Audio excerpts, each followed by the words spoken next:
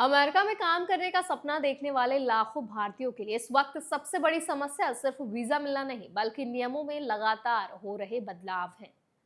खासकर H1B visa को लेकर हालात ऐसे बन गए हैं कि ना सिर्फ फॉरेन वर्कर्स बल्कि अमेरिकी कंपनियां भी अब कंफ्यूजन में हैं। एक तरफ अदालत ने $1 लाख की फीस, भारी भरकम जो फीस थी, उसको गैरकानूनी बताते हुए रद्द कर दिया। वहीं दूसरी तरफ इस फैसले पर रोक लगाने के बाद भी वही फीस फिलहाल फिर से लागू है। ऐसे में सवाल ये नहीं है कि नियम बदल रहे हैं, बल्कि ये है कि इस अनसर्टेनिटी का सबसे ज्यादा असर किस पर पड़ रहा है और भारतीय प्रोफेशनल्स को इससे क्या सीख लेनी चाहिए।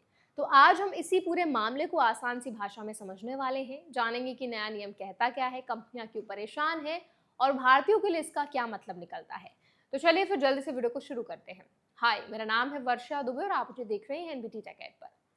असल में पिछले साल ट्रंप एडमिनिस्ट्रेशन ने कुछ H1B पिटिशंस पर $1 लाख की एक्स्ट्रा फी लागू की थी।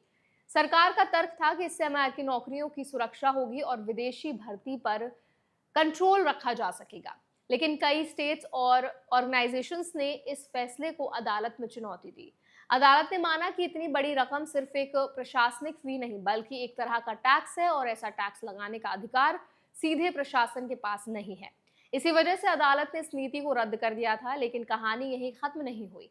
सरकार ने इस फैसले के खिलाफ अपील कर दी और अब जो फाइनल डिसीजन है, आने तक फीस को अस्थायी रूप से जारी रखने की अनुमति मिल गई है। इसका मतलब यह है कि कानूनी लड़ाई अभी खत्म नहीं हुई है और कंपनियों को अभी भी ये मानकर चलना पड़ रहा है कि उन्हें ये भारी भरकम फीस जो है वो चुकानी पड़ सकती है। यही वजह है कि अमेरिका की कई कंपनियां नई हायरिंग को लेकर सावधानी बरत रही हैं।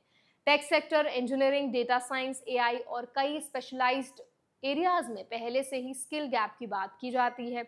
कई कंपनियों का कहना है कि उन्हें जरूरत के मुताबिक स्थानीय टैलेंट नहीं मिल पा रहा और इसीलिए वो विदेशी प्रोफेशनल्स पर डिपेंडेंट हैं।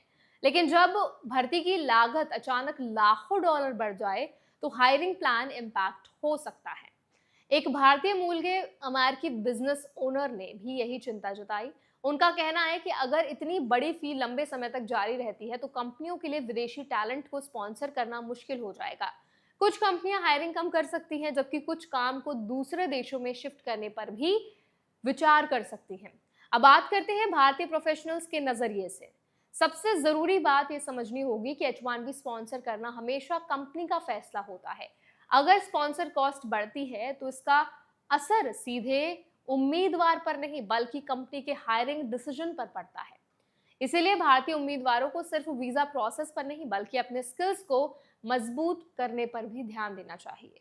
जितनी ज्यादा आपकी एक्सपर्टीज होगी उतनी ही ज्यादा पॉसिबिलिटी होगी कि कंपनी एक्स्ट्रा लागत उठाने के लिए तैयार रहे।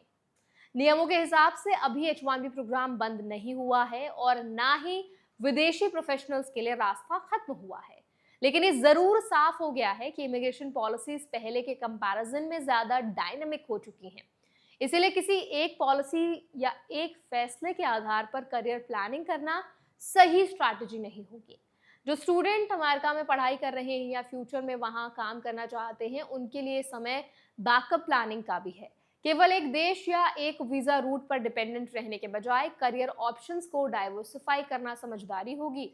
साथ ही इमिग्रेशन अपडेट्स पर लगातार नजर रखना भी जरूरी है, क्योंकि अदालतों में चल रहे मामलों की वजह से नियम बहुत तेजी से बदल सकते हैं। अब इस पूरे मामले से एक बहुत बड़ा संदेश यही निकलता है कि आज की दुनिया में टैलेंट की मांग बनी हुई है, लेकिन इमिग्रेशन रूल्स पहले से ज्यादा कॉम्प्लेक्स हो चुके हैं। इसीलिए घबराने की नहीं बल्कि सही जानकारी और मजबूत प्लानिंग के साथ आगे बढ़ने की जरूरत है। जिन लोगों के पास सही स्किल्स, मजबूत प्रोफाइल और क्लियर करियर गोल्स हैं, उनके लिए अपॉर्चुनिटीज अभी भी मौजूद हैं, लेकिन बदलते नियमों को समझना और समय पर खुद को तैयार रखना अब पहले से कई ज्यादा जरूरी हो गया है। तो आई होप ये वीडियो आपके लिए हेल्पफुल रहा होगा। अगर ये वीडियो आपको पसंद आया हो तो उसको लाइक करें, शेयर करें। ऐसे और वीडियोस के लिए, अपडेट्स के लिए हमारे चैनल एनबीटी टेक एड को भी जरूर सब्सक्राइब करें।